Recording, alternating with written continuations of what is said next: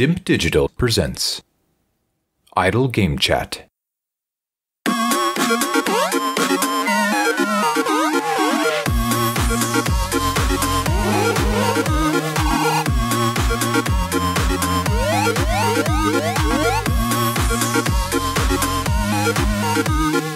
Hello, Apps here from Dimp Digital. Welcome to Idle Game Chat. This is the weekly video games podcast where we give our impressions of the games that you can play today and react to the latest news from the wonderful world of video games. We are here every Monday on your favourite podcast app and YouTube, absolutely free. This week I'm joined by the former Dimp Digital Gaming Quiz Champion. I believe you're a three-time champion, if I check the record books, but it's Tom Adkins, not Adcock. How's it going? The hat-trick of achievements. The biggest achievement of my life. Well, I think when we were recording earlier on in the month, and people will be, hang on, you were talking last week. Not true. Exposing the business. We recorded that weeks ago. So if you thought that was all live, it's never live, but if you thought that was recent, it weren't. So a lot of people are just saying they can't believe that wasn't done sort of near the time. But anyway, the reason why I bring that up, because the last time we spoke was a long time ago, so rustiness could play a factor, so get the excuses out there. But during that phase of your life, you were quite down on this former champion and this three-time champion business. It sounds like you're embracing it now that we've got 2021 kicked off, vaccines rolling out. Jab and go, you're on the up. Jab and go. I've come to terms with it. I've had time to breathe. I've got to let others enjoy what I went through, and I thought a true champion comes back, doesn't he? Or they get KO'd like McGregor did. That's true. And they just called it a day there. They earn loads of money though, and you're on course to do that. The public appearances, I bet they're all kicking off now that people are getting, out there. Who's going to be the new Jake Paul, a youngling coming in? I don't think we've got any younglings. We ain't got any younglings. They're irritating fucks mainly, so that's part of it. But there's if people want to, maybe you can buy your way in. I don't know. Maybe we'll do that, earn some money that way. Yeah. Honestly, 28 months pure Patreon. That's what we expect out of people. Minimum surcharge. Minimum. That's your application. We've got some game impressions. We've done a bit. Some strange ones. Some not so strange ones. We've got Hitman 3. That's done. That's dusted. Monster Hunter World. So going back in time. And then we should get time, but as long as we don't go silly, Resident Evil 7 and that Maiden demo. So that's the menu, subject to change. Did we do Rise last time? I don't know. We did, didn't we? Didn't talk anything about that, so we'll chuck Rise in there with Hunter World. So we'll be a monster segment. Yeah, there'll be an MH segment for sure. Speaking of money and paying your way in, patreon.com/idle game chat. That's the place to go to get this thing off the ground. I mean, it's off the ground anyway, but pay your way. So I know people feel guilty and they listen to it for free. They're sitting there going, I should be giving these chaps some money, and yeah, you should. So if you are feeling guilty, hand in pocket. If you can't afford it, you shouldn't have the internet. It's obviously a joke. Hitman 3. Hitman. So you ain't played this, I have. Not a single one. I have got one, haven't I? Well, I ain't got one. I've been given one by the kind pals at either Games for Gold or PS Plus. Do you know if is it Hitman 1 or was it the first one? Hitman 1, the first season. Sorry. It was a season. Yes, it was episodic. Wow. So is it just, would that be the full season, or they just give you the first fucking chapter and then go buy the rest? Yeah, so the way they did it, from memory, could be totally wrong. You could either buy the episodes individually, which was more expensive, or you could buy the season, but day one you only had access to that first level, which was Paris, so that first location. Right. So I think eventually what they did, and it couldn't have been from day one, but later on down the line, Paris became like a free episode, and then you could upgrade. They started doing that. But from Hitman 2 onwards, you got everything day one, or everything in the base game, I should say, day one. Yeah. And that's the same. Hitman 3, there's no waiting around. There's 6 locations on this particular game. I've played Hitman and Hitman 2.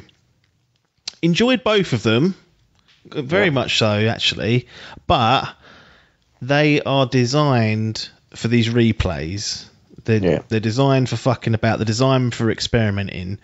And there's 3 games in a row from Hitman. I've got them, played through them, gone, Christ, that was good. I'm going to go back and do all the silly stuff, and then ain't bothered. So the same's happened with 3, and it's not a knock on the game. It's just me. No. So it's the same system here. Like if you play through these just once and like just play it as like a typical game and just do a one and done, you got 6 locations. You'd be lucky to get the full 6 hours out of it. It can take. I think one of them might have taken about just over an hour, but most of them you'll be seeing off in under an hour or so. So it's not the longest game. It's not got the most amount of content there sitting there, but the expectation is, and the way the games are designed, if you want to get the most out of them, is that you go back, you do the mission stories that are still there, you experiment, and you find out new and fun ways of assassinating the targets. And then they've got all the other bits and pieces like escalations and contracts and stuff that you can play online, other people's creations. And elusive targets have been elusively alluded to, I should say, as of late. But really, no. They still have them, do they, the elusive targets? Well, they haven't advertised any as of this recording. Sean Bean's sitting there going, fucking hell, when am I coming back? Well, he's dead, isn't he? Unless he got away. I don't know. I actually only did one of those. What? So you get one go at it, that's it. Well, permanent death. Yeah, you're supposed to get one go at it, but if you exit quickly enough, you're laughing. Get away with it. So correct. Yeah, but they haven't been announced yet. They're going to do some remixes of old locations and whatnot. But you get the 6 that are there, and I guess there's no fundamental changes to the engine. There's no fundamental changes to the design, really. But 2 out of the 6 levels, they go for something a little bit different. The setup's slightly different, and because of this is probably the most narrative-heavy Hitman game of the 3. It was pretty much a background story, but this is like the trilogy. It's the culmination of the 2 other games and this 3rd game, this World of Assassination trilogy they've been calling it. And it's much more grounded and built around the narrative, which in some ways is a bit of a welcome addition, because the story before, you could have asked me what was going on and I'd gone, I don't really know. I'm just killing people at this stage. You get a much clearer idea of what's going on this time, but that's not the bread and butter of the game. You're not getting Last of Us levels of storytelling here, and in those couple of instances that I mentioned where they kind of go for something a little bit different, it doesn't. I didn't find it as engaging as like the typical kind of missions there. The way they kind of set the mission up and the way that the mission unfolds is a lot different and not quite in the same formula as what I'd expected previously. So you could argue that you only get 4 of the normal levels that you get and 2 sort of other different ones. And some people might welcome that change of pace, but I wasn't really prepared for that, and I feel like it would have been better just to have another big kind of location that was grounded in the different stories that you can do. It felt like those ones were trimmed back a little bit, but I suppose it was a nice change of pace at the end of the day. They haven't ever added DLC levels, have they? They added some in 2, or was it in 1? They did in one of them. They did add DLC levels, but they weren't like linear story ones. They were just like fun levels. No. Right, just sandbox. Yeah, again, it is down to you to be doing that. Like the shortcomings of the game are that the combat is just stiff as fuck. Like, like you pull that gun out and start running riot, and it's not great way to play it. I mean, you can. That's one of the testaments to the game. Like you absolutely can play Hitman 3 and shoot through the levels if you wish to. It's hard, but you can do it. But you won't have the best time because the mechanics just aren't strong enough to support it. I don't know what the lesser of two evils is. I don't know whether it's best to have it as open as it is and let people do it, and then if they do it, just sort of go, well, the mechanics ain't that good, so you live with it. Or do you just remove that option completely, which feels a bit like a negative way to approach it. Like if you take it out, people won't, like, you don't want like an insta fail state because it's forced it to be a stealth game. I think it kind of lives and dies on the fact that you can just fuck about in Hitman 3. It is more of, like you said, like a sandbox. And Hitman 3 doesn't change that for me. Like if you played 1 or 2 and either did or didn't like them, then you'll know exactly where you stand, because even though I mentioned they go for something a little bit different in a couple of the locations, it's still fundamentally a very similar game with more options. Couple of bits, like you can now open up shortcuts for your next run. So imagine like little like Dark Soulsy or Bloodborne shortcuts where you might knock down a ladder or something, so it makes getting to the target easier next time. So when you're experimenting, it gives you more options. You can use a camera now that can hack and open doors that you couldn't do previously. But generally, if you've played the other two and you liked them, you'll like this. If you played the other two and didn't like them, then you won't like this. And if you haven't played any of them, then I don't know what to suggest really. I mean, by this time you should have sussed it out. And if you've got it on a freebie, either of them, and you're thinking, oh, should I jump into free? I would give that little taster a go and see how you get on, because it won't be fundamentally any different. If you do decide that you want to go free, you can import Hitman 1 and 2 levels. So I did that, so I can play through the whole trilogy in this one package, which is really cool.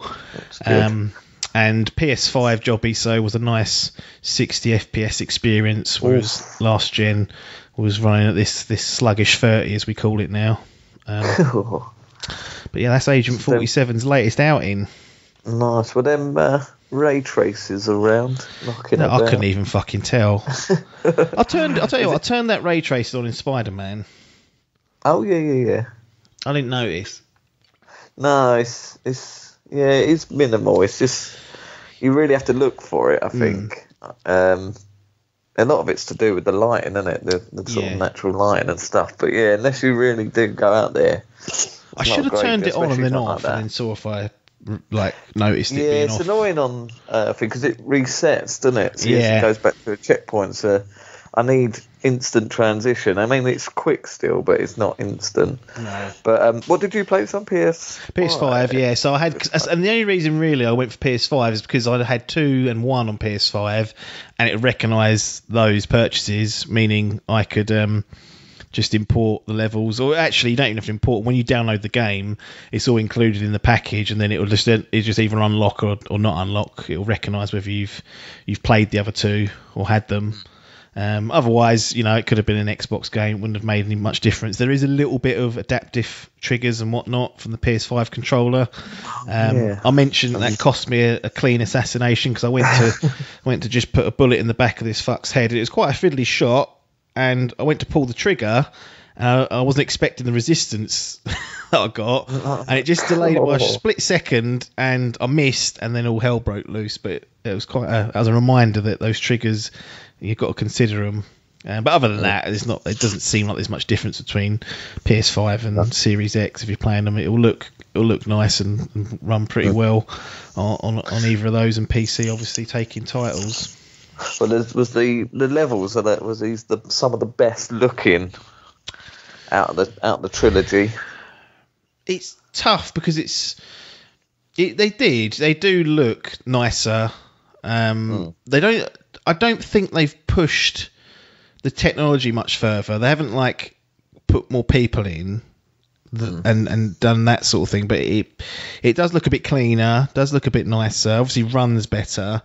And there's a couple of the locations look really like phenomenal. Like they're really nice locations, and I don't want to like talk what the locations are. People can look them up if they want, but you can just find them and see them, and you'll think, "Cool, that's lovely, beautiful old bollocks." So, yeah, I think they done well with the location. They've picked some really interesting ones. Like they've definitely tried to do new things, like and sprinkled it in throughout. They've not like pushed it all in your face and gone, right, we're fundamentally changing it. Like the second mission's in a mansion, right, and one of the stories that you can go through and do is there's a private detective turn up that day to investigate something at the house, and you can obviously steal his outfit, knock him out, kill him, whatever you want to do, and then you can either carry on and just kill whoever you need to kill, or you can go and solve the mystery as well. And that's interesting because that's like a little side project, and it will present like another opportunity to kill the target, which is probably why you'd want to do it. But there's a lot of moving parts on that level, and it's really interesting to see that play out if you go down that route and get your private eye on. So they definitely added a little bit of value there, but fundamentally, mechanically, you're looking at Hitman 2 and 1 just been refined. And now if you've got those two, you've got one little game to play it on. You just boot that up and you can play through the whole trilogy, which I plan to do. I plan to replay the entire trilogy from start to finish over the course of the next year or so. Nice. It hasn't got cross-save. So if you started one on a different console, would it back it up on all of them, or... So just consoles? You can, not over different consoles. So if you're on Xbox and then got it on PlayStation, you're shit out of luck. Right. But if you played Hitman 2, your progress can be carried over.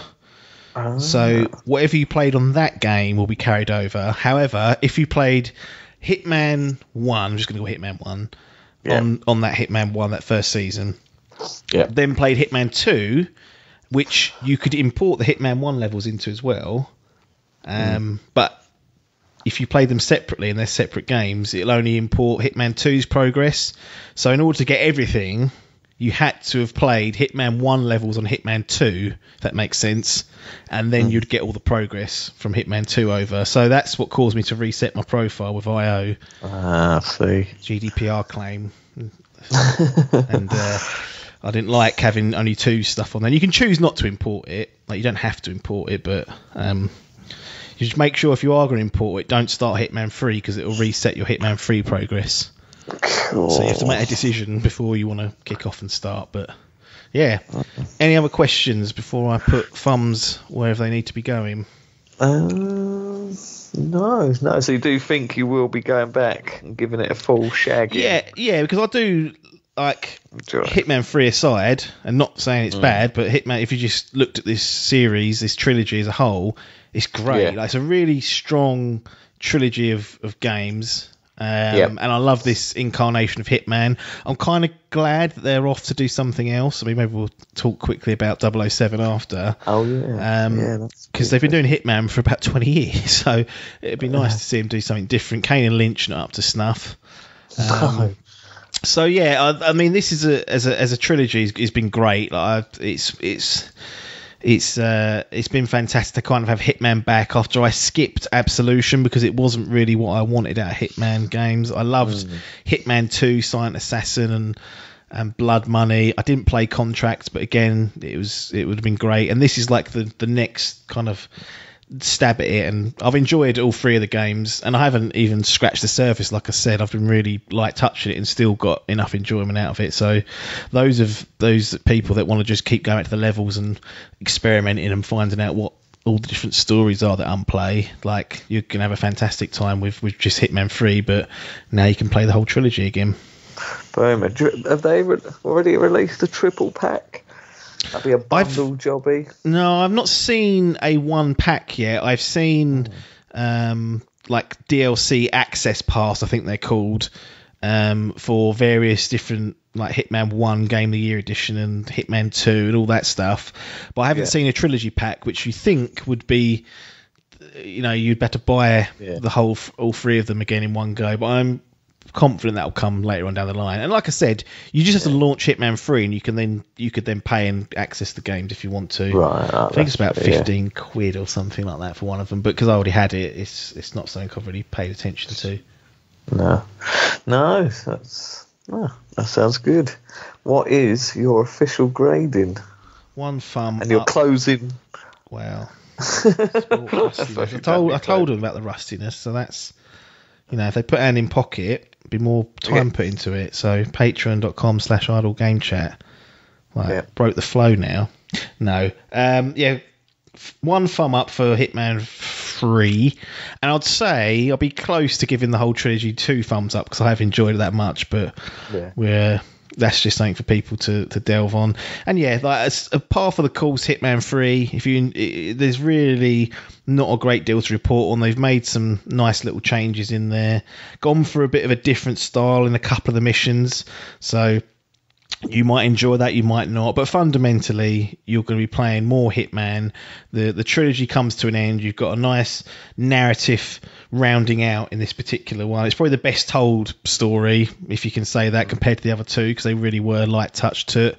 And they make a real effort to actually have some characters and have some sort of arc in them, and find out what happens with Agent 47 and his life of assassination. So those of you that have been sort of wanting a bit more of a hook, you probably find it here, but the main event is obviously those levels, those locations, that experimentation, that assassination, and finding a way to do it in the most interesting way. So 1 thumb up for Hitman 3.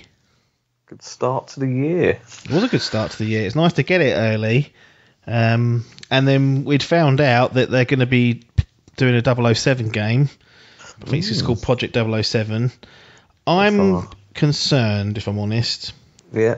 Because you've got to think that James Bond's got to have a little bit more action than what these Hitman games are offering. And when the action kicks off, that's the weakest part of these Hitman games. Right. So that's my concern, is that they're not going to... It'd be cool if they could kind of integrate the simulation aspects into a bit more of an action game, but fundamentally, people are going to... Because you're going to draw people that don't have a clue who IO or what Hitman is. They'll see 007 and they'll go, cool, I haven't seen one of those in fucking years. And they'll get it, and if it's just like wandering around in crowds and following people, they're going to go, what's this shit? This ain't 007. So I don't know what I want from Project 007. I don't know what they're going to do. Like, any ideas from you as to what you would want from a James Bond game? Would it be an action game? Would it be more of an Uncharted style game? That's what I had in my head. It was an Uncharted type game. But then, like with things of doing an indie game, and Bethesda are doing an indie game. Indiana Jones. Was it them? Yeah. It's not always thingy in it, machine gun, but under the Bethesda bracket. Wolfenstein people, that's right. I guess, I did love 007 GoldenEye. The old run that now. Fucking run that and see what people say. 10 frames per second. Yeah, that would. Black skyboxes and everything. John Linneman doing his fucking nut. He would. Poor old fuck. Yeah, so maybe, I don't know, that's just my answer for everything. Open world RPG. I want a JRPG. Oh god, don't. Japanese RPG where I play as Bond. That's what Creed's trying to do with the bloat. They're trying to get to that level of 200 hours. It's tough, isn't it, 007, because we've had like this one legendary game in GoldenEye, and then after that, so it's I tell you what I don't want is Hitman 007. No, I don't either. Sandbox fucking it's got to have more action, isn't it? Yeah, it needs set pieces. It does need set pieces. That's a staple of the movies are them set. If nothing else, you're going to get some decent action. And that's my only concern, is that IO. I mean, Kane Lynch was more action heavy, but like I alluded to earlier, not the best of games. No. And these Hitman games, the weakest part is that action. So it'll be interesting to see. But interesting. No, but the studios, I mean, a similar sort of thing with Gorilla. You know, when their pedigree was fucking Killzone, you'd have gone, right, they're going to make a fucking dinosaur robot game. You're right. You'd have gone, what the fuck? No, these fucks ain't going to pull that off, and that's what happens. You're 1,000,000% right. So with a bit of luck, these IO boys are good pedigree. They've done some good shit. Let's give them. But yeah, concerned. It'd be interesting. There's nothing at all, is there, as to what it is or what they've. No, there's nothing. All they've announced really is that they've got the license and they're working on it. So, you know, talking 3 years away, I'd imagine something along those lines. Don't be drafting it in your fantasy league. Be my advice. There'd be a couple of people that might do that, but we'll keep an eye on that. And Hitman 3 is going to get some more support going down the line, so they'll start announcing that. But that's that. If you had come to me in February 2021 and said, do you know what I've just dumped 90 hours into?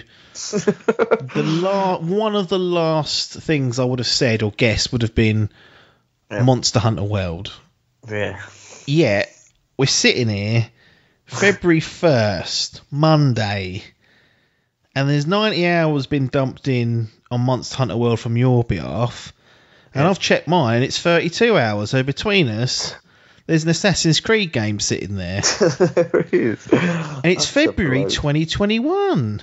2021. We've just gone over the 3-year anniversary of the game.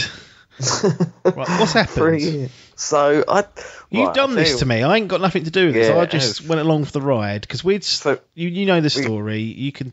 We'd started it, blah blah blah. But you tell it because you've got us to this stage now where we're playing. I got us here. Well, I don't know how, but we managed to pick it up late. It came out 2017, didn't it? 2017 or 2018. 2018. Yeah. We managed to pick it up. That keeps fucking me off, actually. When I say 3 years ago, I keep thinking, because 2020 is so easy, you get the years well covered for you there. Yeah, 2018. Because those ones that are paying, they'll get in those comments. The maths involved. Wow. But yeah, 3 years ago, it came out in January. We managed to pick it up. Go on. We picked it up in the November. I think we paid nothing about 12 quid for it. It was cheap. It was under 20. I remember. Definitely. And I think I got the digital deluxe version because it come with some extras. It may have been like 25 or something. And I was like, fuck it. Why not? That's right. We played just shy of half the game, I feel. Half the main campaign. Maybe like a third to half. Yeah, it wasn't. Yeah, it was over quarter. And it was. I felt like it was about 10 hours that we'd put in, give or take. Yeah, good 10 to 12, that's right.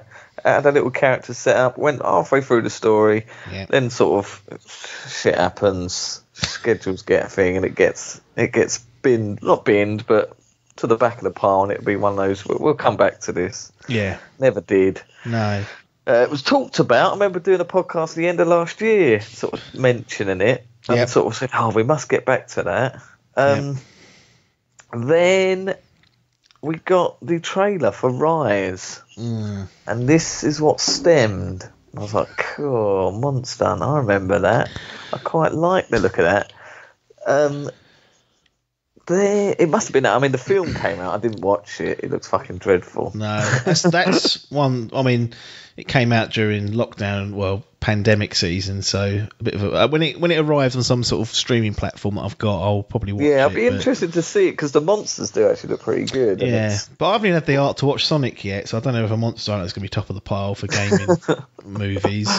No, I had one of my lowest outputs for gaming movie watching of last year than ever, with more time on my hands than ever, so I don't know what's happened there. It was poor for me as well.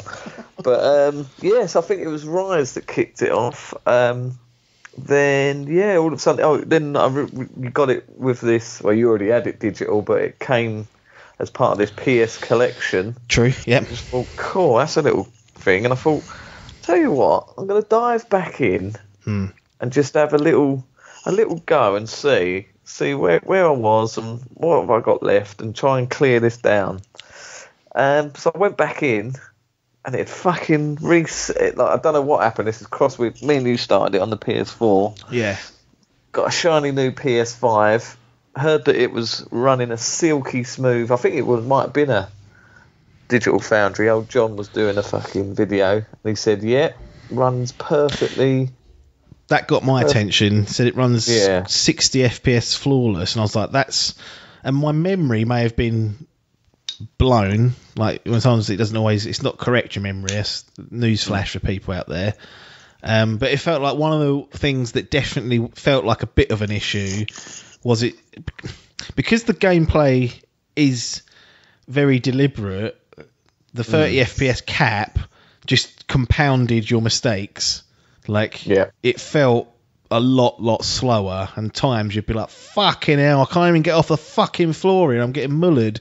And that 30 FPS was not ideal. And then when you jump onto 60 FPS, you've got double the frames to react. I know it's a small difference, but it does make a difference in your ability to play the game. And that's immediately me back on Bloodborne.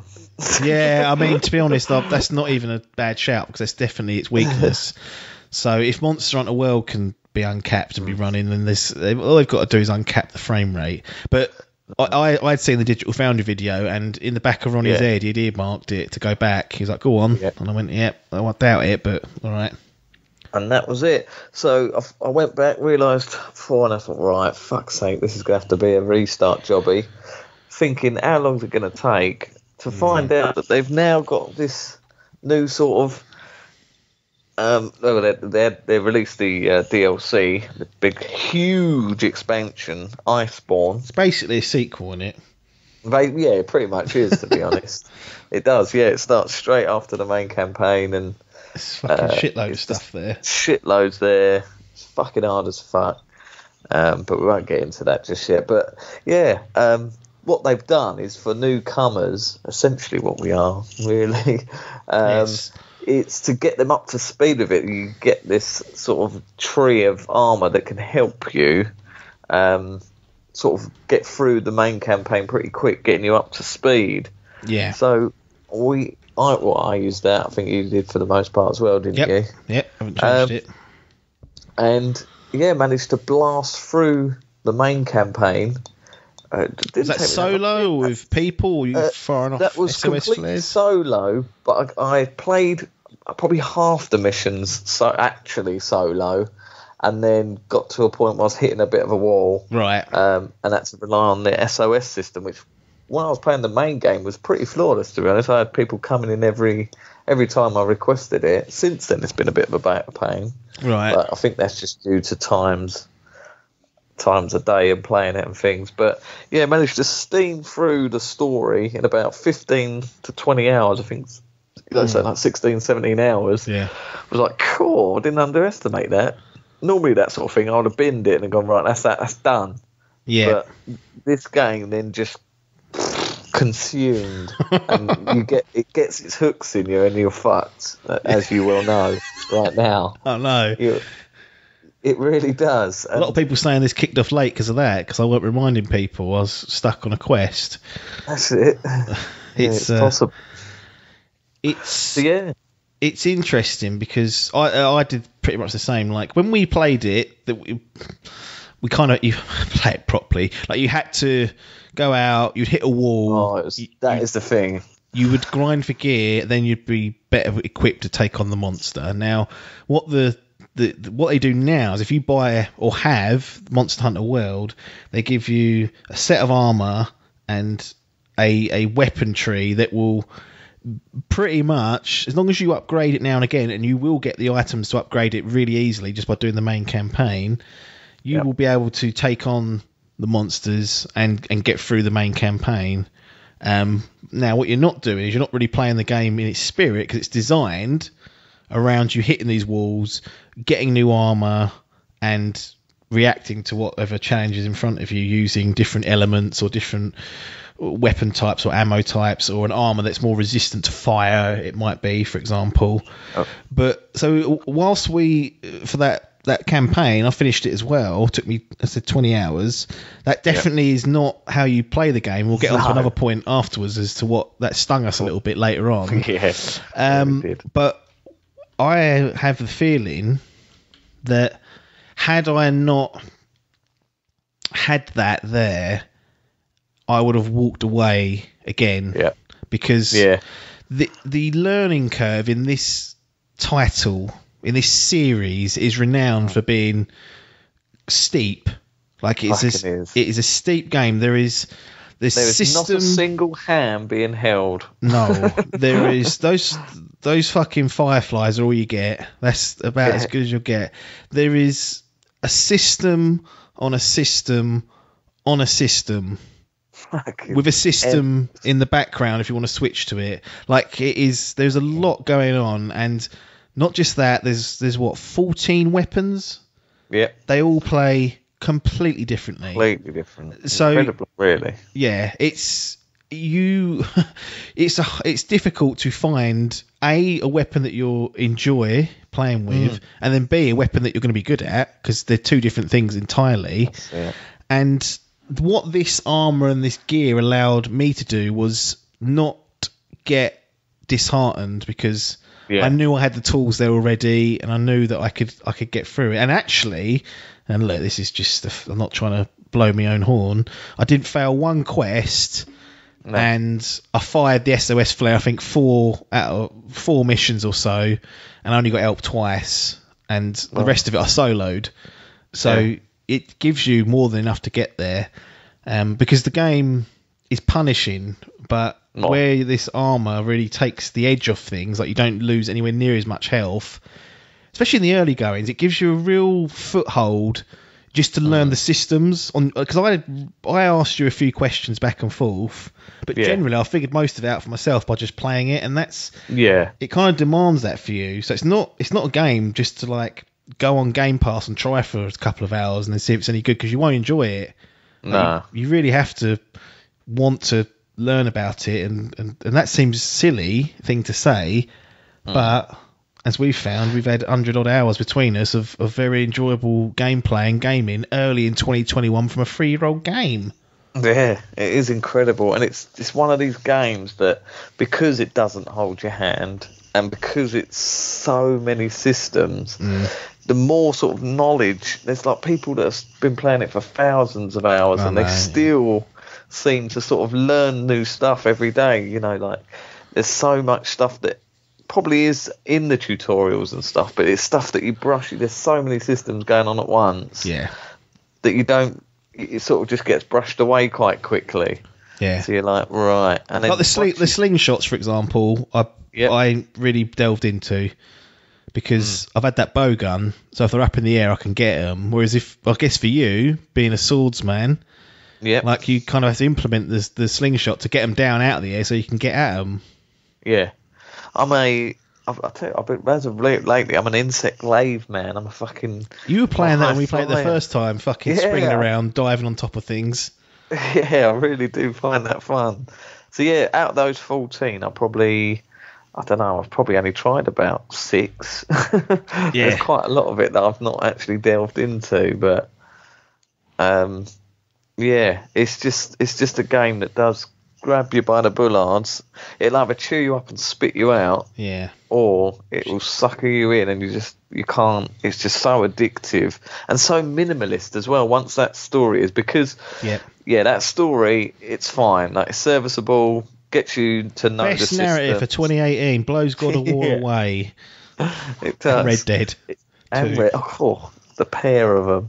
It's serviceable. It teaches you the ropes. Gives you just enough for you wanting a little bit more, and then it sort of lets you off. But now, once that's done, and it's just the sort of core game and the sort of grind, as the fan base will call it, then this is where this game just opens up, and it just becomes a game rather than like a fucking a campaign you're trying to get through and clear down. That's exactly it. It just becomes a boiled down experience, and a game that you can just play.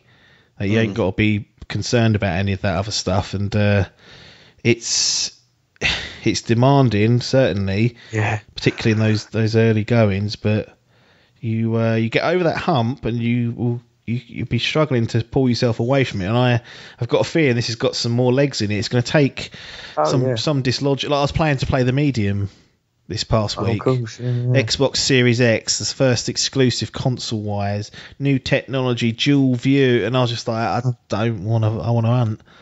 and the weird thing for me is you've been playing the group as well, like two others, Clarky and Pizzola. I've been playing solo, and I'm still loving it. So still loving it. If I ever get invited towards a co-op hunt, which I've been frozen out of, I might enjoy it even more, because that's one aspect that is part of Monster Hunter, part and parcel, is the co-op elements. Yeah, it is. It's this sort of game. I mean, the campaign, like I said, it's serviceable, but I tell you, it's one of the worst ever co-op experiences. In terms of it, like you've already mentioned before, the system of having to. You have to both watch the cutscene, but you can't watch it together. It's been separate sessions almost. So you can go into a lobby, but you then both have, because you have to go through this questing system. You have to like log on a quest board. Yep. You have to log. Both of you have to go into the same quest. Yeah. Log that. One of you, then you both have to go to watch that cutscene. Once the cutscene's done, one of you then has to quit out and join the other one's game, and that's for every mission. Every story mission. So anything that's labelled as a story mission, that's what you have to do. And I can't think of a worse system. And yet Capcom have implemented it into Monster Hunter World and gotten away with it in many aspects, because it's definitely the weakest part of the game. No, co-op awful for stories I've wrote down here. It really is no good. And I have a strange feeling that that's something to do with why your progress didn't track properly when you came back to it. Right. Because you were jumping out of it and diving into my game when we did it a couple of years ago. And that's just unforgivable, really. Like, for it to be that bad, because everything else, when you do just like an optional quest, as they're called, or just like a normal hunt, it's seamless. You post the quest, people join, and you all depart together, and that's it. But not in the story missions. And the best way to do it, in my head, is you have someone that's gone ahead of you in the story, and you just have them come out and help you. Like, trying to do it together as like a partnership just doesn't.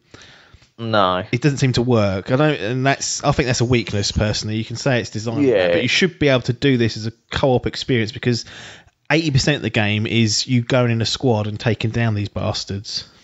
Yeah, no, I totally agree. I mean, and I know we didn't finish it together, but I'm glad that we've both got it done. Yeah. And now, like I say, now that we're really at the end game, so to speak, and we can just focus on doing this, and we can do some sessions together and get you into that group and fucking just kill shit, because like you say, there's still many, many, many hours to come.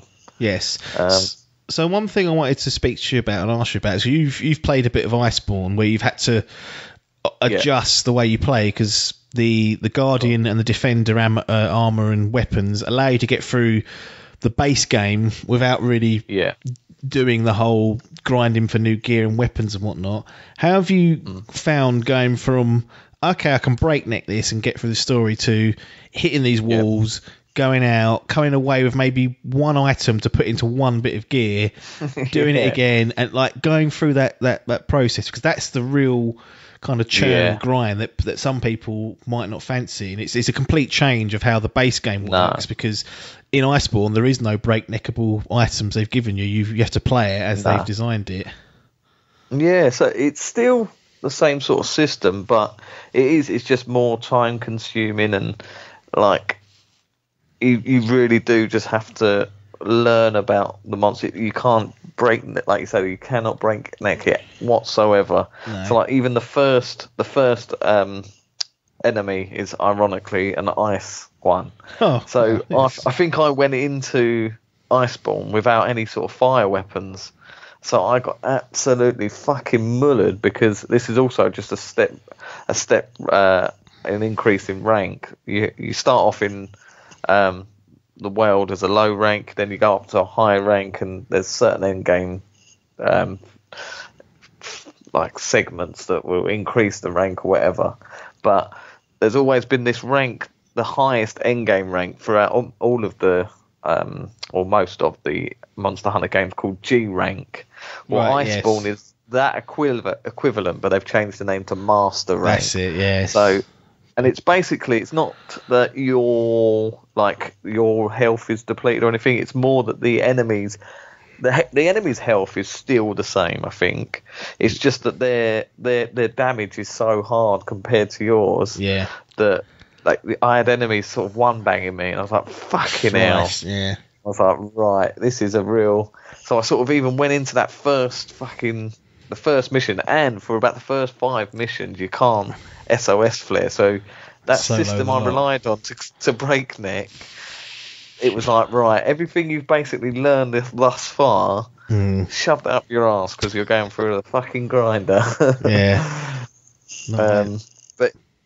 But no, it's a nice, it's good. It's frustrating a bit because it's story elements. Annoyingly, the same systems happen with the cutscenes, which is also another shit. So it's something the same. They ain't fixed the co-op in the story. Shit. So you've still got that, but like I say, there are these 5 missions at the beginning that are all solo, which you cannot rely. So you have got a real solo on this grade, but you really have, it's basically just a trial and error. So you'll go into this mission, start to get the investigation, which then builds your knowledge. Knowledge of the and that will tell you what they're weak to, what they're not weak to, where their breakable parts are. So you might have to do it a few times before you get the full picture or understand how you can get the upper hand. So you'll do that, and then what you're going to have to do is you're going to have to go back down to some of the higher rank missions that you've already done, farm a few sets and stuff, go, right, I need fire, so for this instance, probably go for a Rathalos or Anjanam, something like that. Get your fucking armour and your weapons, try and sort your skills out so they're the most of like ice damage resistance or fire damage. Just sort of try and get as much information as you can, as much stats up, so you're boosting your health, and it really does rely, rather than just go, right, I'll equip this, which sticks my damage up real high, and fucking blast through this. That just is completely thrown out, and it really makes you go into the sort of the stats. That's the thing with these sort of games. It's not really a gas game, but with Destiny and stuff, I used to rely so much on Dave, just going like, Dave, what gun's this best for this enemy, and what's this and that. I never really sat there and looked into it. No, It sort of forces you to do that, which is good in a way. It's pretty good because it does make you play the game how it should be. So even though me and you breakneck the story, now stuck in hours into, it sort of depletes the breakneck, and it's not like we've chucked the story in and gone, that's done. We're now sticking 30, 40 hours in and going, we're playing the game. But this does sort of teach you the real systems of the game and gets you stuck into the meat and gravy. But it is a steep learning curve, and it's one that you still like as much. It's ridiculous because like my first couple of attempts, I was like, well, this is fucking ridiculous. Like this is impossible. Like this is not. I was like, this isn't playable. This is too hard. And it was because I was like, right, this can't be this hard. Surely, I'm not that shit. Wow. I won't have it. I might be shit at first person games, but I'm not having it. It's a third person game, right? And then sort of going into it, and this was sort of the early infancy of my co-op experience with Clarky and that, and then sort of learning from then that now you've really got to focus on your weapons. You can't just go in with willy-nilly stats or whatever. And then it was just a simple fucking armor change, a simple weapon change, and I went back in, and I just the damage and my health and stuff was just so much different. Fuck me, literally. It's just, it's just like a sort of a refreshing, and it's just like a war and a learning experience. So it's not something that you would put people off. Like I don't think you're going to struggle with it at all. I think it's good to know that it's just like a learning experience. But yes, it's good because we've done the breakneck and stuff, and we've got to the meat now. Now it's time to get real stuck in. It's a difficult one to sit there and wholeheartedly recommend to people, though, because it does I'll tell you require who definitely won't play Biff. this game. It ain't a Biff game. It's in that category because it kind of demands more than what some people are willing to give it, which is fine. And seems to like it a lot, doesn't he? Who's that? Sorry, Hogsworth. Yeah, Salmon loves it. He was telling us years ago, and he was telling us you can't really co-op the story. And we was like, "What's this shit?" And, it didn't quite make sense to us. But he's been playing it on PC since it came out, pretty much, and he's definitely about 80 hours. Looking at his Steam profile, yeah, he's pumped in some hours. I mean, that's the thing. It is like you mentioned Destiny in there, and it is in that ilk of games where you kind of to get the most out of it, or to get through, like Iceborne, for example, without the without the armor or the defender armor or the guardian stuff. Like when you got to play the game properly, your knowledge has to be in with the game. So you kind of have to learn it, and that's just not for everyone. Which is why I definitely wouldn't 100% recommend it to absolutely every gamer out there. Like some people will pick up the controls and find them really off-putting because, to be quite frank, it can feel scruffy, it can feel sluggish. It's technically not the best looking game you'll ever see. You'll see textures pop in and load in, streaming problems. You'll get clipped on environments, you'll see the monsters clipping, and there's a number of things like that do happen. But once if you want to, I guess not if you can, it's if you really have to want to play the game. On the other side of it is a really rewarding cycle of gameplay and monsters and cooperative play that you can enjoy. And like I said, there's 14 weapons, they all play so differently, and it's not 14 games in one, but in some ways it kind of is, how different they are, how the different approaches have got to be. It's insane the amount of player agency that is there, but it's not it's definitely not one for people that don't want to be committed to it. It's not I'll try this one evening and see if it sticks, because even after one evening you'll probably think, what? What's this shit? It's a proper Marmite game, I think. This one is probably, certainly World is probably a real good jumping on point for newcomers. I mean, they've said this is the most streamlined version of the series. Fuck knows what they were doing before. Even at times it don't feel that streamlined, and they're saying, well, no, it used to be worse than this. And I was like, good lord. Well, I heard that whetstone was like a consumable item that you could run out of whetstone to sharpen your weapons. I was like, what? That's it. Well, listening to a few Nintendo podcasts recently, and they were talking about sort of Monster Hunter Rise, and a lot of people, or like some of the panelists on there, were just like, what the fuck? Like this game turned me off when I had to fucking sharpen my sword halfway through battle to take a knee. And it's like, well, I was like, I can see why that would fuck a lot of people off.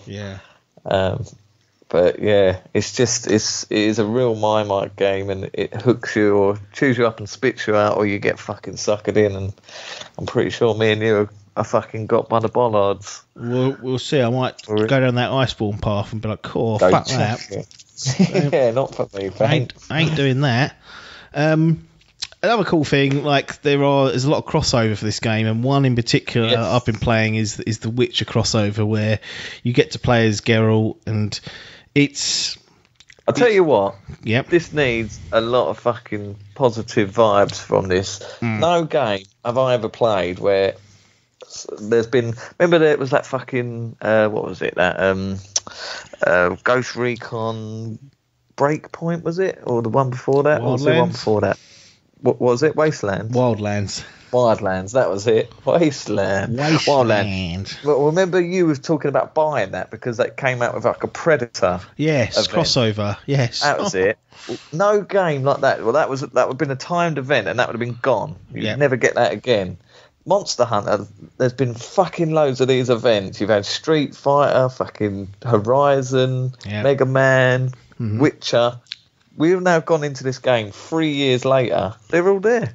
What game does that? These event crossover things that are normally sort of timed events, but we've still got access to everyone. So I think Capcom need a little bit of praise for that. And what I will say, I've only played the Witcher one, and it's really good. Like, if you're a Witcher fan, like, it has full voice acting for Geralt, which is not a given, because much of this game, I mean, voice acting is pretty dreadful. You get to play as Geralt, and you get to use his weapons. You get to use his magic, his fire magic. That's like one of his abilities that you can use. And it's very faithful to the Witcher franchise. Has all the little sounds. You know, when you get a new quest, that busts out. Has the music. Obviously, it said we've had the voice acting, and it's excellent how they've, inside the framework of Monster Hunter, created this quest that you can go on with Geralt, and it feels natural in both worlds. Like, it feels a little bit like I'm playing as Geralt, and it also feels I know I'm playing as Monster Hunter because I recognise this world, these enemies, and this map, and it's really good. It's hard. Like, it's not easy, but it's really good the way they've done that, and it's just great. Like, to see that crossover and them to implement it really as well as they did in a franchise like The Witcher is top drawer in my view. I really have enjoyed that.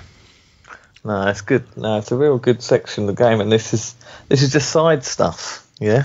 Yeah, absolutely. Special, I think they're called special investigation or special quests. All this stuff, and you can completely ignore them. But I might dabble in all of them now and there, and then see. I'm sort of scared of going into Iceborne properly. I've been trying to build up, because one of the things where we went through this breakneck period, we encountered an issue at the end of the game. So when you finish the story, your rank unlocks essentially. So before that, it's tied to what story mission you're on, and then when you finish, the idea is that you can progress that.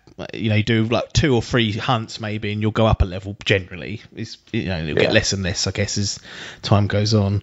But that's supposed to happen at the end of the game, because in order to get through the game normally, you would have been doing the optional quests, investigations, and other bits to grind your gear to get up to the level to do it.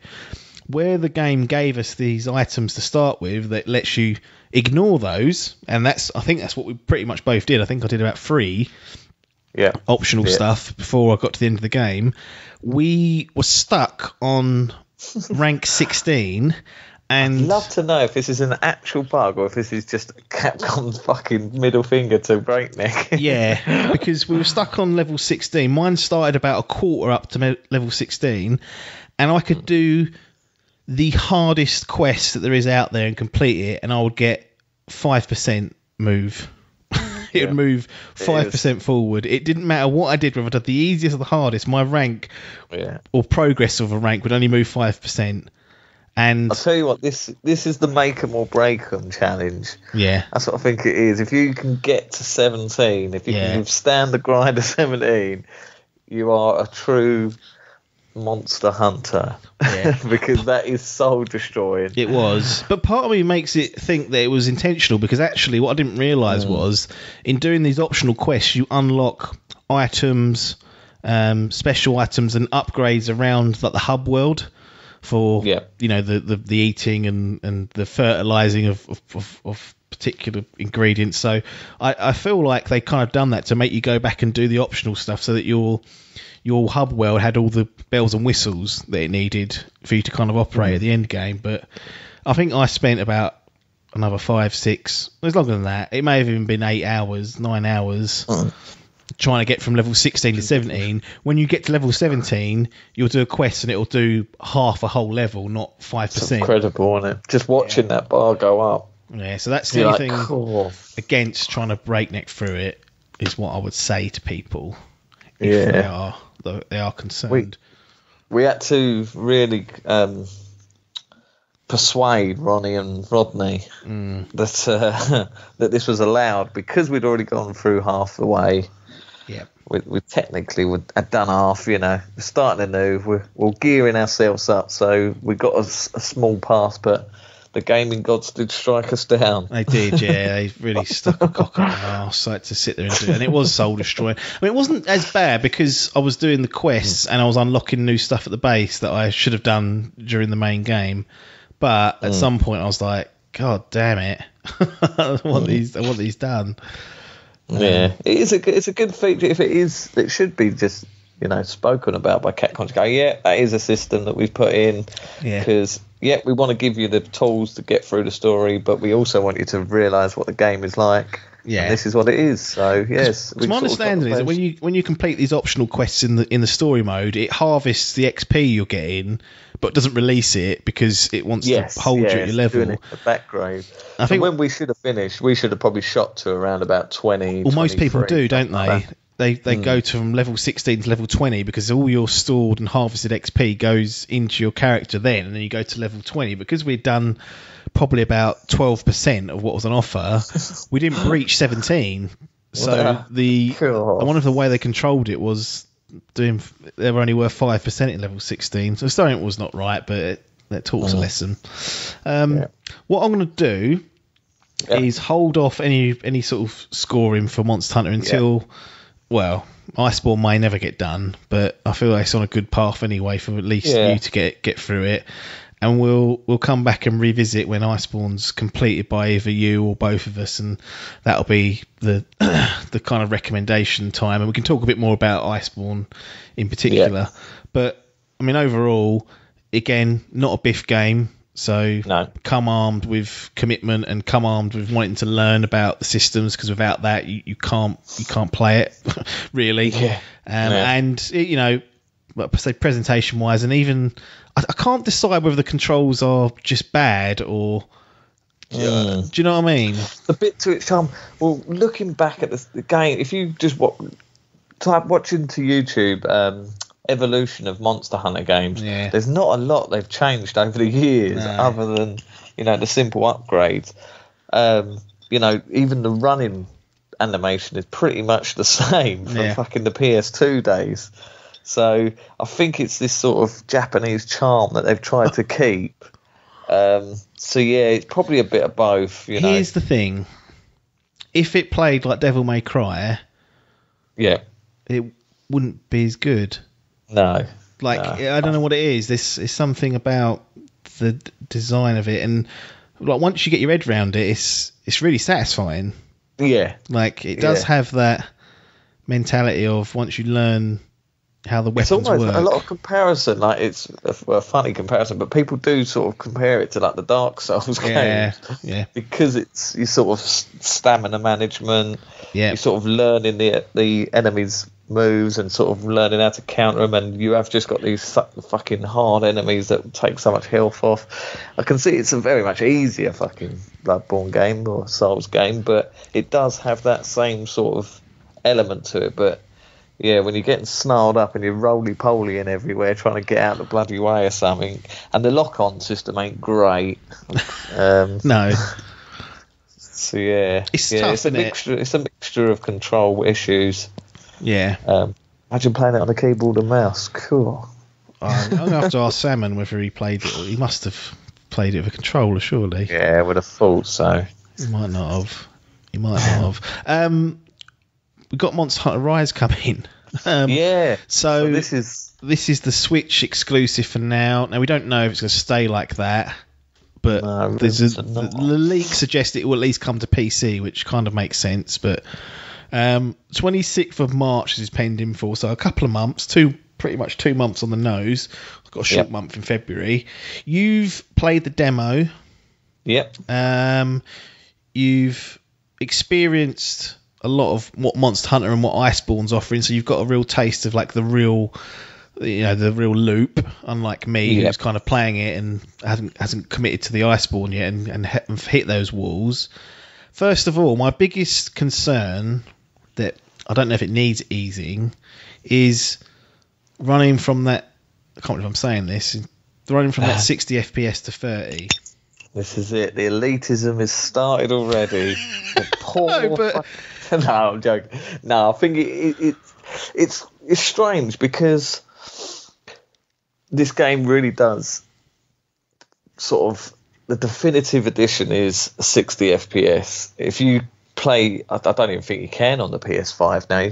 If you was to go down to 30 FPS somehow, I can't. No. So we've got it on resolution mode, which was the lowest that's FPS in theory, the trade-off, and it runs at 60 flawlessly. Exactly, so you can't, but yeah, it's just that added thing. So this is the problem with Rise. It is going to be that, but I've got to say, from the demo, it was pretty smooth. So it will take that extra bit of fucking mental strain dealing with that 30 FPS, and it is going to be a bit of a ball ache. Yes. But I've got to say, it was pretty smooth and playable. And because it's very similar, they've got a few changes, a few sort of how the combos work.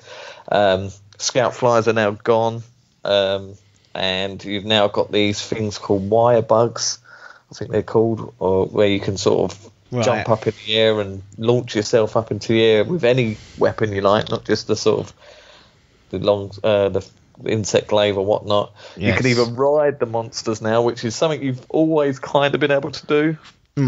Like you sort of jump on top of them and mount them, and only really in World you could sort of decide where they go a bit, but you never had full control. Whereas now it's just like you're puppeteering the fucking monsters, and you can make them fight each other. It's a real fun sort of fucking challenge. But again, it's just the same sort of loop, the same sort of system.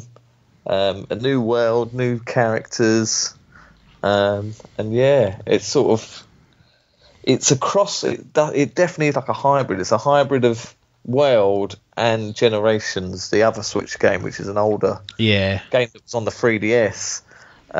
So there's a sort of subsection of fans that are the sort of the hardcore boys that love the old school games. And like you say, they were saying that World is a more streamlined experience. Well, this is sort of middle ground. This is a bit of both. Yes. You've got sort of the graphics of World, some of the systems in World, but then you've got the sort of fucking rareness and I don't know. Yeah, I guess the fucking performance of the old games. So they probably all were running at fucking 30 back on them PS2s. Yeah, if that. If that, exactly. So yeah, it'd be interesting. I'm pre-ordered. I'm sold. I think I'm just locked in now. But yeah, it will be a hard take. But yeah, what I played at the demo, I really liked. Short and sweet. You can do it in about half hour if you play through it. We've got sort of a couple of missions. One's hard, one's easy. Yeah. A few monsters you can fight, but yeah, it's probably one of the better looking games on Switch, to be honest. If someone said it was, if you used to say this is like a Switch port of World, you'd sort of think, So looks alright. Yeah, interesting. What do you think about yourself? Do you think you're going to wait and see, or? I feel like I've got to wait and see how I get on with Iceborne proper to do it, and I think really at some point I'm going to need a break. Yeah, that's true. And Rise, I did have a welcome break with this. I think I went through that story in a week, or 16 hours. I think I've done that in about 3 or 4 days. Yeah, consecutively. And then, like I say, that I was on about 12 hours before. Then played through the story for about 16. So that's 28, 30 hours. I'm now up to 90. Yeah. So I smashed those 90 out, like the rest of that 90 hours in like a couple of weeks. Yeah. I've been playing about 3 weeks. Towards the end of last week, I was burnt out on it. Like as much as I'm still loving it, I ended up taking almost a week off. Yeah. Playing a little known game of Resident Evil 7. And then just sort of recently jumped back on it yesterday. And again, I'm hooked again. So you can burn yourself out, but it's just one of those games that's so easy to just jump back in, pick it up. But yeah, when you're pushing 90 hours in a couple of weeks, it does. The grind is real. It certainly is. I guess my final question on this Monster Hunter is, we did a hype list. Now. Oh yeah, this was left right to the end, wasn't it? And I think this is where this Monster Hunter binge came from as well. Actually, it might have been on the end of that. Because I think we just had the trailer. It was like it'd been announced a few days before. Yes. I think, or was that Monster Hunter event? It was. Switch thing. That's it. I don't think it made the final list. No, I don't think it did. Did I chuck it on right at the end? It got bumped off. It might have got bumped off, but it certainly was one that we'd forgotten about. And then I was like, cool, and I am hyped for that. And then, it managed to sneak on, but then got bumped off. But yeah, I don't know. It's in my pre-order list, so maybe on my list it should have gone higher. Well, there's a chance to rectify that. I feel like any material changes, and I think playing through an old game does that, and the demo dropping as well of Rise. Yeah, the hype has changed. Hogwarts has gone. Hogwarts. So this is it. Actually, it's done a bit of a favour. The medium's gone. That's out. Yeah. So that can come out. Ain't got to worry about that. If we put this in, it's got space basically, and it can go in anywhere it likes, and nothing will get bumped off. So it's a case of where do we want to put it? I can't remember where we were. Hitman's gone as well. That's done. Oh yeah, that's beautiful. Gone. Yeah, that was quite high up as well. That was in almost the upper echelon. It needs to go about just under the. It sort of needs to go where the Hitman was for me, I'd say. So if we put it in there, it'll go above Breath of the Wild 2. Oh no. But below Gotham Knights. And then you got Final Fantasy, then you got Hellblade. I don't know. I suppose the hype at the minute is strong, so maybe I don't know. Although Breath of the Wild, I didn't even know. That's the one game I was going to go run through again this year. Actually, I nearly got restarted the other day, but the Monster Hunter hype has taken strong. Where you was going to play the medium, I was going to play through Breath of the Wild again. I've only ever played it once. Yeah. Stick it underneath Final Fantasy for now. All right. Because stick it there, so it's in. It's there. Nothing's got to come out there, is it? No. So we'll leave it there, but it's certainly gone up, the hype. It has so indeed. I'm not going to try and replace the 2 exits, so we'll just leave it at 19 for now. Really got the thing. What is thing on there? Super Mario 3D Worlds. It's not. That's another pre-order job that I am quite hyped for, to be honest. I don't know why. After seeing that new Wii U Tut. Yeah, Wii U Tut. We've added talking about DLC Odyssey level, they reckon. Believe it when I fucking see Cutting room floor jobby. Left but yeah, fucking bins. But we will return to the hype list. We will. Due course.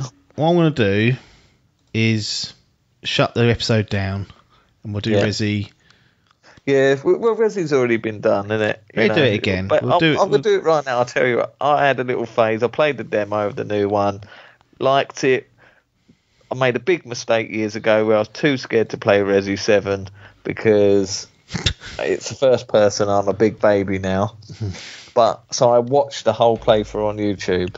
I was like, right. Yeah. I was like, that looks scary. I'm glad. I don't think I'd ever play that. Played this demo and was like, oh, it does look good. Oh, I am hyped. I do like it. Then I thought, right, now I must play 7. So that was on the PS Plus, and I went through it. It took me a good week to play because I could only play it in little chunks because I was shitting myself every night. Yeah. And then I managed to get through it. Really enjoyed it. Listened back to Adkins' review, funny enough, and was pretty much on board with him. I think everything he said in that review, I think I was just like, yep. Even had a score in my head, and he even said the exact same score. There you go. 8.8 or 8.5. Something like that. I think you made him give him an 8. But yeah. I think you said that there was going to be an upgrade, a PS5 upgrade for it and thing. But I couldn't wait, and I got through it. Brilliant game. I want to give the DLC a go. I'm now on a Resi hype. I've bought every single Resi game on PS4. I'll probably regret that, but that's it. Resident Evil. In the fucking bins. Yeah. So go on then. Resident Evil 7, thumbs up or thumbs down? Thumbs down. It's fucking too scary. Shit, no. One thumb up. Fucking brilliant game. Too scary for me. Babin. Very good. I tell you what, though. I've said this before, off air. For 90% of that game, it could not be a Resident Evil game. It could be any other horror game. Yeah. Which is other than good. the fact... Yeah, in which some is good. ways. But It kind of needed that after 6. yeah, it did need a reset, reboot. And then you got the but I Resi was 2 and 3, expecting- which were like back in, like Well, getting back to the nostalgia and getting like the Resi that's true, series. Because I was expecting more callbacks to, like the Virus, Raccoon City, maybe Umbrella, and there's not a single mention of it during the game. Spoiler. And then, they just chuck it in the last segment of the game. They go, and they tie up all the loose ends and go, it is a Resident Evil game. They go, oh yeah, it is. That was a good game, very good. But agreed with what's his name. It does sort of tend. I think you said as well. Once you get past out that house, you start to feel like you can breathe. It's one of the strongest openings for sure. Like scare wise, it's compare that to the fucking Norway of is it Denmark of fucking Assassin's Creed? Oh yeah, Denmark? It was Norway. Worst open to a game ever, and then Resi 7 really comes out the gates and shits on you. And then the maiden demo. The maiden demo, that is incredible. I mean, it's a tech piece. Yeah. But absolute gorgeous. Ray tracing included. From the Dimp not the Dimp, the other ones, the digital ones. The digital Foundry. Included. 20 minutes playthrough. Again, following the same system, carries on from 7. Ethan Carter installed again, so he's back. Back in.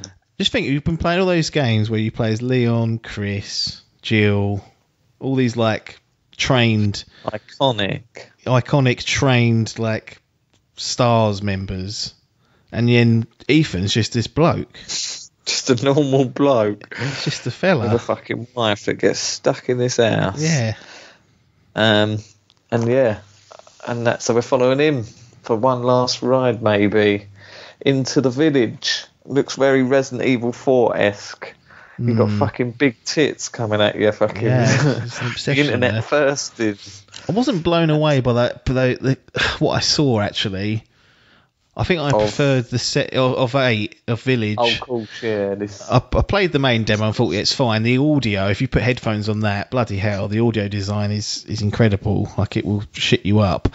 But the stuff we saw a bit more of the game, like this big giant thing wandering down a path. I was a bit like, I don't know if I like that. And then it looked like there was zombie type creatures dressed up in like armor in the basement, and I was like, I'm a little bit concerned about it. I don't know why. Yeah, it's a definitely a change in style. Well, not a change, but a deviation from 7 a lot. It's certainly going with this gothic. Like I say, it does have 4 vibes, but it's a very gothic, especially if we're believed to be vampires. And you've got fucking werewolves fighting around as well. They should fight each other. Yeah, they should. They should be like fucking monsters around. Let's put the monsters against each other and just watch it unfold. The chaos that can ensue when 3 of those end up bundling into each other. It's chaos. The turf war. Yes. Yeah, but no, it was pretty good. It's very much a tech demo though, rather than an actual demo. Yeah, I think we'll see a few more actually, because I think they done with 7, didn't they? Release like a couple of different demos and whatnot. They did that with 2 and 3, didn't they, as well? You had that hour long where you could only play it once. Or one shot demo, fucking cunt. That was it, one shot. Permadeath, dead after first. So you won't permadeath me, I'll pull the plug out the console, and you won't be able to log it, Capcom, so we'll see who wins that one. To do it. So typically that's what they've done. But it's got me hyped. Looks gorgeous. Different changes setting, so I'm all aboard now. I've done 7. The brain Rodney's gone. you're allowed to play that. Forget The Witcher. You didn't play one or played one, did you? So you've got to go back and do that one day. But you've now beat 5, 6, 7. Off you go. Clean bill of 2 and health. 3. 2, 3. I need 4. I haven't completed 4 yet. That's another one Rodney's got to complete. Remake Inbound. Do that. Yeah, well, that's it. 2, 3, 5, 6, 7. Revelations. Job Sessions. Well, shut this down. Yep. Nothing more for us to say other than get hunting. Get hunting. Get hunting. But as usual, if you stumbled across it, just subscribe. Whatever you stumbled across on. Some people use Spotify. Some people use Apple Podcasts. Some people use Podcast Addict. Other people listen on YouTube with no video. And if you're doing that, you're a fucking nut job. Thanks for your time. And ta-da.